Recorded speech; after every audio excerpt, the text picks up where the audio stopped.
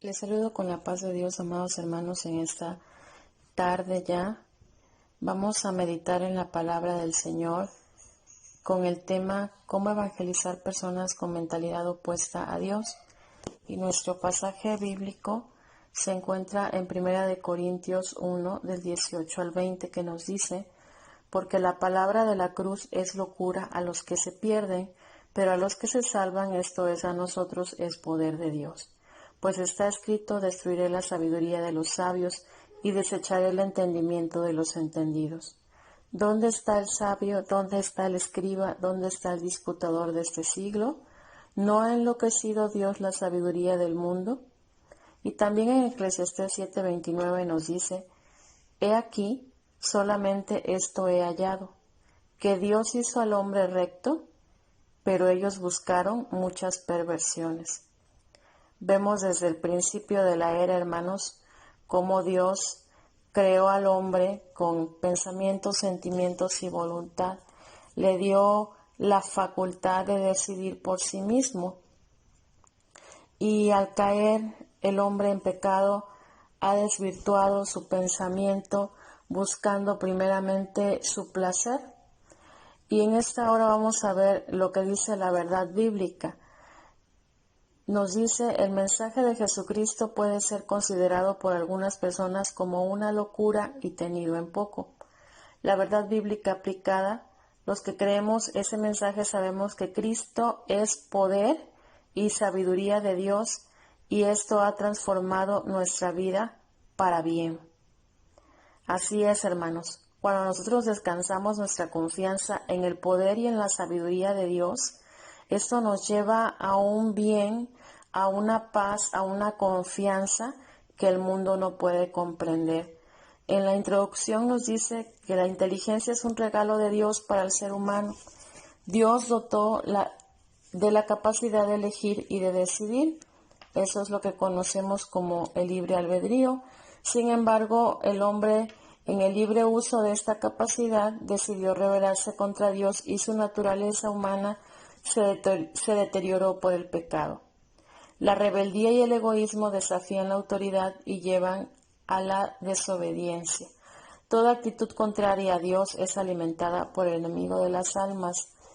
Sabemos que la palabra del Señor nos dice que Jesucristo vino a darnos vida, pero que el enemigo busca destruir nuestras almas. Entonces, hermanos, lo que nosotros debemos de hacer es llenar nuestro pensamiento con la palabra de Dios, como nos dice que todo lo bueno, todo lo puro, todo lo honesto, todo lo que es de buen nombre, si hay virtud alguna, si hay algo digno de alabanza, en esto pensad. Cuando la palabra de Dios, hermanos, llena nuestra mente, no hay lugar para rebeldía, no hay lugar para egoísmo. ¿Por qué? Porque nuestro deseo es agradar a Dios. Y en esta hora vamos a ver algunos atributos divinos. Y primero que nada, nosotros sabemos que Dios es el Espíritu infinitamente perfecto, creado por sí mismo, que existe, hermanos, por sí mismo. Y también, hermanos, podemos saber que Él tiene atributos naturales y atributos morales. En esta hora vamos a ver este atributo de la inteligencia. Dice así, Proverbios 8:14: conmigo está el consejo y el buen juicio. Yo soy la inteligencia, mío es el poder. Él se describe a sí mismo como la inteligencia. Dios nos dio a nosotros inteligencia, hermanos, pero nuestra inteligencia es muy finita, se termina. Aun cuando el hombre hoy puede hacer muchas cosas a través de la ciencia, a través de la tecnología, de la medicina, él se describe a sí mismo como la inteligencia, pues la palabra de Dios dice que Él vela por la ciencia. Él le da la capacidad al hombre para crear, para el bien del hombre, pero el hombre en esa libertad, él desvirtúa esa inteligencia para el mal. Y aún así Dios es misericordia. Dice la palabra de Dios, Salmos 103:8, que misericordioso y clemente es Jehová, lento para la ira y grande en misericordia. Y dice la palabra de Dios que se duele del castigo. En otra parte dice, se duele del castigo. El Señor, a pesar de lo que nosotros podamos estar viviendo hoy en día, y que el hombre trata a través de su inteligencia poder hacer muchas cosas para detener este virus, Dios es por su misericordia y por la inteligencia que le da al hombre y por su gran amor con que nos ha amado, es que hoy nosotros podemos tener alternativas médicas, alternativas en la tecnología. Es por su misericordia, es por su amor, pero no solamente Dios quiere el bien físico, sino que también quiere el bien del alma del hombre. Por eso vamos a ocuparnos en este tema de cómo poder tratar con personas que tienen un pensamiento contrario a Dios. Y para iniciar vamos a ver lo que es el humanismo. Este es un movimiento filosófico que surge en Italia en el siglo XIV. Su objetivo es crear un nuevo mundo y un nuevo hombre. Rechaza la visión teocrática por una visión antropocéntrica del universo. Considera al hombre naturalmente bueno y niega la credibilidad de Dios, la credibilidad de la palabra de Dios. Aquí, hermanos, en este punto quisiera detenerme un momento porque dice que considera al hombre naturalmente bueno. La palabra de Dios nos dice que no hay justo ni aun uno. Por cuanto todos pecamos, hemos sido destituidos de la gloria de Dios, hermanos. Entonces, no puede ser el hombre naturalmente bueno. Tenemos la simiente del pecado. Sin embargo, para eso apareció Cristo, hermanos, para deshacer las obras del diablo. Y también nos hace ver aquí, en esta filosofía, que rechaza a Dios y da lugar a valores relativos personales. Construye una sociedad permisiva y tolerante que promueve el yo.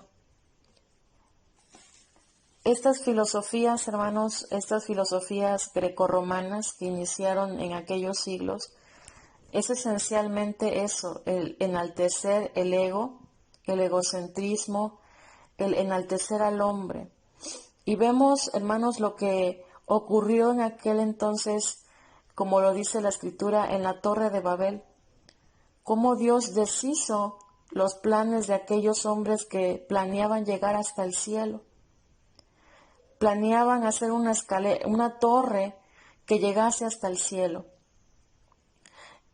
Dios, hermanos, en su infinita misericordia, hasta el día de hoy, ha permitido que ocurran muchas cosas para que el hombre pueda ver que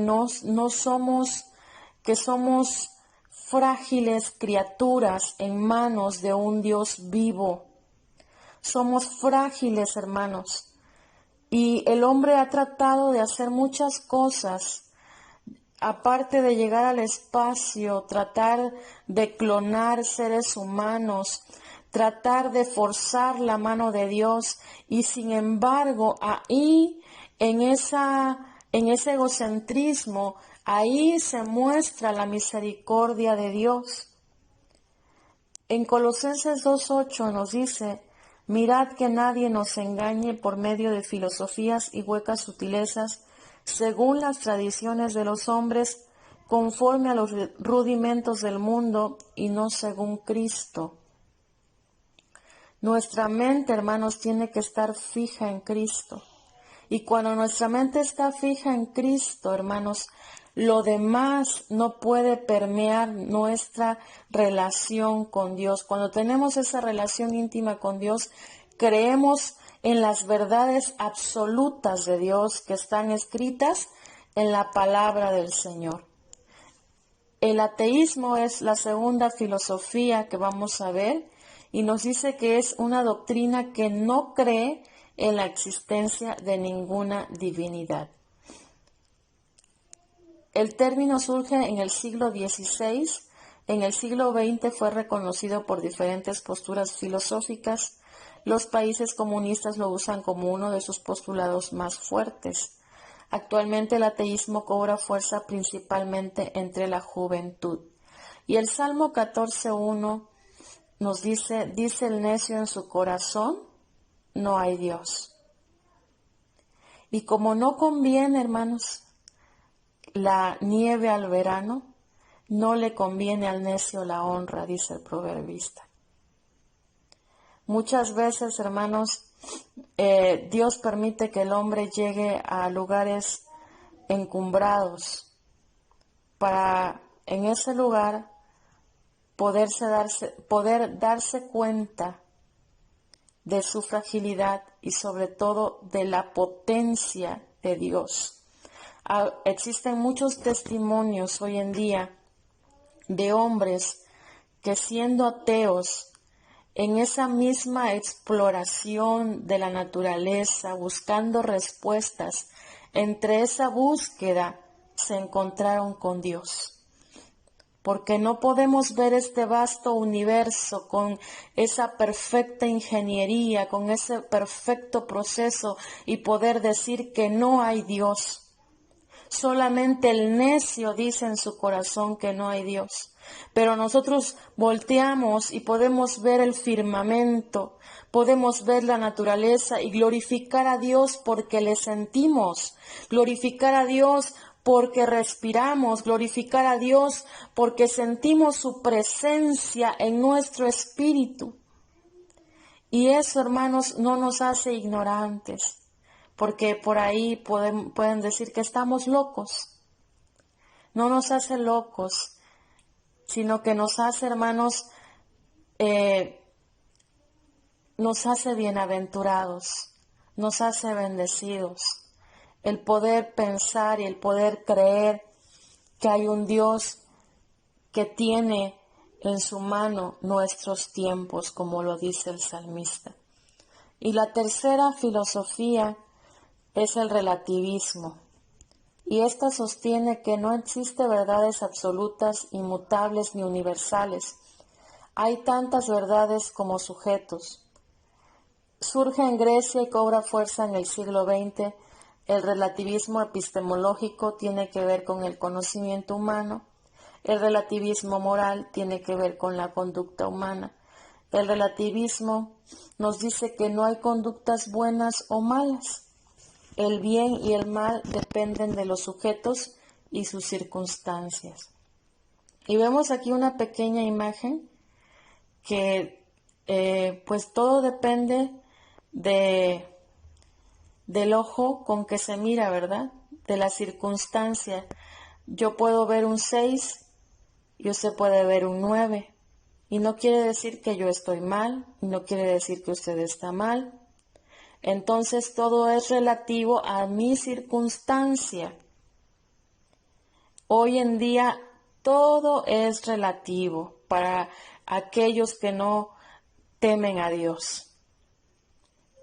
No hay verdades absolutas, pero la palabra de Dios es la más grande verdad absoluta de todos los tiempos, hermanos. En su palabra está la verdad. Pero el hombre ha buscado, hermanos, la manera de acomodar las cosas a sus circunstancias. Entonces, hoy en día, hermanos, esto ha tomado un auge grandísimo, y más en medio de los jóvenes, de los universitarios, donde estas ideas, estas escuelas de pensamiento van permeando. Esos sistemas de pensamiento van permeando muchas veces, hermanos, la mente de nuestros jóvenes. Por ejemplo, hoy he escuchado a algunos jóvenes cristianos o que asisten a la iglesia que ven a algunos chicos, ¿verdad?, que quizá son homosexuales y dice, bueno, si ellos son felices y si así quieren vivir, a mí no me incumbe, para ellos está bien, para mí está bien. Entonces ahí entra una idea del relativismo. No hay conductas buenas o malas, todo depende del ojo con que se mira. Y es ahí, hermanos, donde el enemigo se va acomodando sutilmente en el corazón de nuestros jóvenes. Y hoy más que nunca nosotros como padres, hermanos, tenemos que tomar, hoy que estamos en casa, poder sentarnos con nuestros hijos y a través de la luz de las Escrituras, que ellos puedan comprender que Dios es el creador de los cielos y de la tierra, que Él, hermanos, es el alfa y la omega, el principio y el fin, que Él nos ha dado una verdad absoluta. Entonces, amados hermanos, podemos estar firmes y creyendo que esa verdad es la palabra profética más segura que el Señor nos ha dejado a cada uno de nosotros. Nosotros tenemos esa confianza, tenemos esa seguridad de que la palabra de Dios es verdad. Pero ¿cómo la podemos transmitir, hermanos? A través de nuestra propia experiencia. A través de nuestra propia experiencia. ¿Cómo vamos a compartir con las personas que tienen esta mentalidad opuesta a Dios? A través de nuestras propias experiencias, hermanos. No vamos a ir con palabras elocuentes o con gran conocimiento, hermanos. Simplemente vamos a predicar lo que hemos vivido, cómo Cristo ha transformado nuestros hogares, cómo Cristo ha transformado nuestras familias, nuestra manera de ser. Y el testimonio que nosotros podamos transmitir a las personas es lo que va a llamar la atención del ateo, a llamar la atención de aquellas personas que tienen este tipo de pensamiento. Y vamos a solamente a resumir cuatro pasos o 4 situaciones que yo debo de ejercer para poder evangelizar a este tipo de personas. Primero que nada, yo debo de tener convicciones firmes y conocimiento bíblico. Yo debo de estar seguro de mi fe, hermano, de lo que yo he creído, joven, adolescente, que me escuchas. Debo de estar seguro de que Cristo es la verdad, Él es la vida y que nadie va al Padre si no es por Él. También debo de orar constantemente porque es el Espíritu Santo quien va a convencer de pecado, de justicia y de juicio. Recordemos, hermanos, que cuando el apóstol Pablo quería viajar a ciertos lugares, el Espíritu Santo no se lo permitía. Debemos de estar orando constantemente para que el Espíritu Santo nos dirija a hacer las cosas en el tiempo oportuno. Hablar con sencillez y solidez de la verdad del Evangelio. Y sobre todo, hermanos, con misericordia y con amor. Escuchando siempre a la persona, dejándolo hablar sin discutir, porque la palabra no es para contender.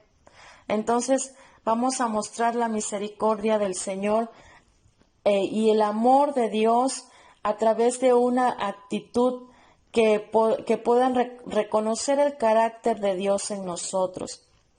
Y para esto, hermanos, quiero poner este ejemplo. El ejemplo de la defensa del apóstol Pablo ante Agripa. El ejemplo también del apóstol Pablo en Atenas. En Atenas, hermanos, la palabra de Dios nos dice en Hechos 17-18, y algunos filósofos de los epicúreos y de los estoicos disputaban con él. ¿Quiénes eran los epicúreos, hermanos? Era una filosofía ligada al placer, al hedonismo. Esos eran los epicúreos, filosofías grecorromanas. Y los estoicos, ellos estudiaban el control de los hechos, de las estrellas, de todo lo que podían comprobar científicamente, los estoicos.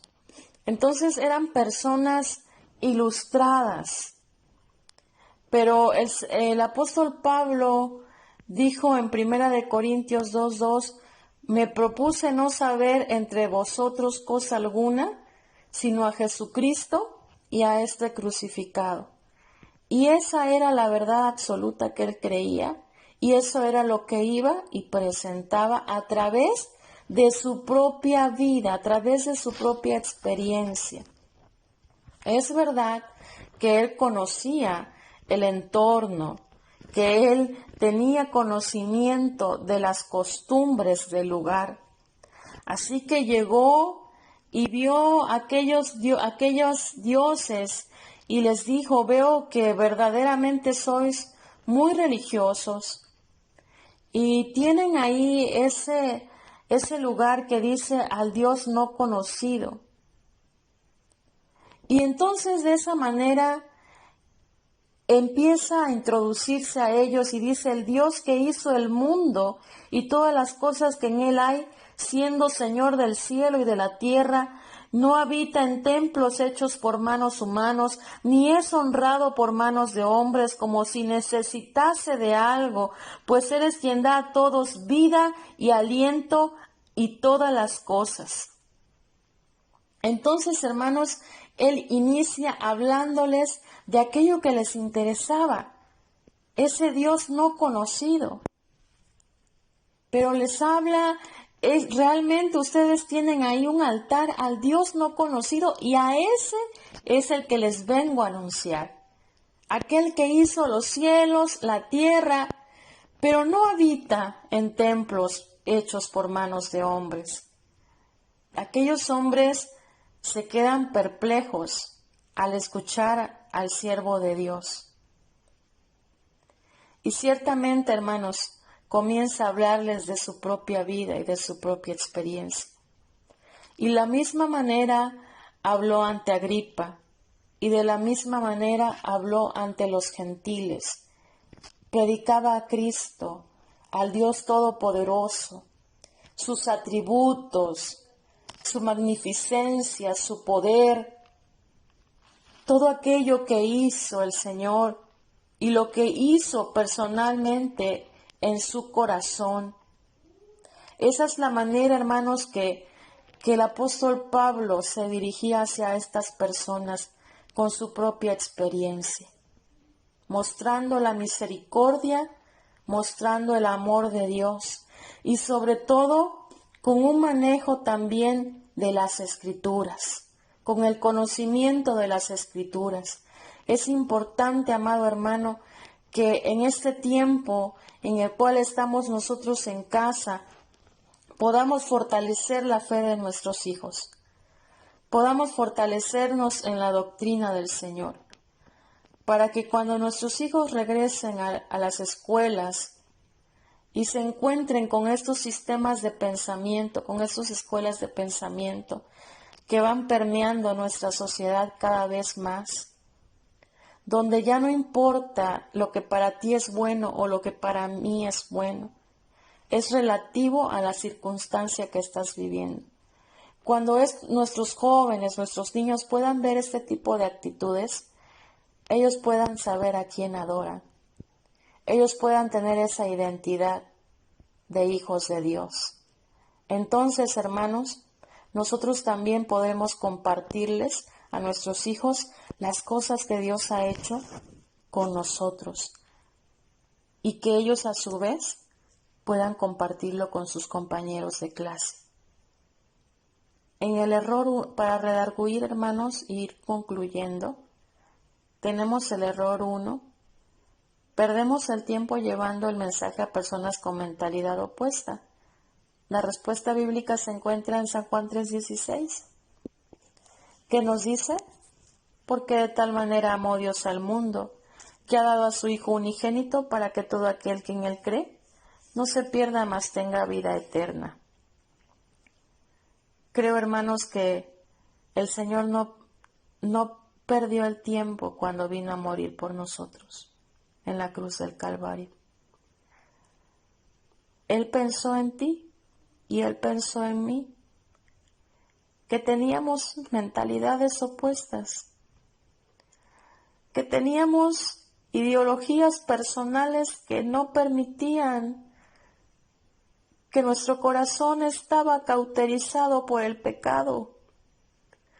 Pero aún así dice la palabra que el Verbo se hizo carne y habitó entre nosotros y vimos su gloria. Entonces, hermanos, si el Señor ha tenido compasión de nosotros, también la puede tener por aquel que tiene esa mentalidad opuesta. Quizás sea tu compañero de trabajo, quizás sea tu amigo más cercano, pero el Señor dice que todos los días extiende su mano hacia nosotros y con amor eterno nos ha amado y por lo tanto nos prolonga los días cada día, nos prolonga los días para extendernos su misericordia y su amor, esos atributos que vimos al principio. Y nos da la inteligencia para poder tomar la decisión de seguirle o no seguirle. Y aún así nos sigue amando. El error 2 dice, temo no poder defender mi fe. ¿Y qué nos dice, hermanos, la respuesta bíblica en Lucas 12:12? Porque el Espíritu Santo os enseñará en la misma hora lo que debáis de decir. Si nosotros, hermanos, estamos en el secreto de Dios, Él va a hablar a nuestro espíritu y nuestro espíritu va a conectarse con Él y va a poder hablar la palabra que el Espíritu le indique. Si estamos en su secreto. ¿Y cuál es su secreto, hermano? Bueno, nosotros nos metemos a esa cámara secreta y habitamos en oración. El Espíritu Santo mueve nuestro espíritu y nos lleva a hablar la palabra de verdad. Entonces, hermano, levántate y resplandece, porque ha venido tu luz y la gloria de Jehová ha nacido sobre ti. Y sobre ti, hermano, amanecerá. Y sobre ti será vista su gloria. Es importante, hermanos, que podamos levantarnos en el nombre del Señor. Primera de Pedro 3:15 nos dice, sino santificad a Dios el Señor en vuestros corazones, y estad siempre preparados para presentar defensa con mansedumbre y reverencia ante todo el que os demande razón de la esperanza que hay en vosotros.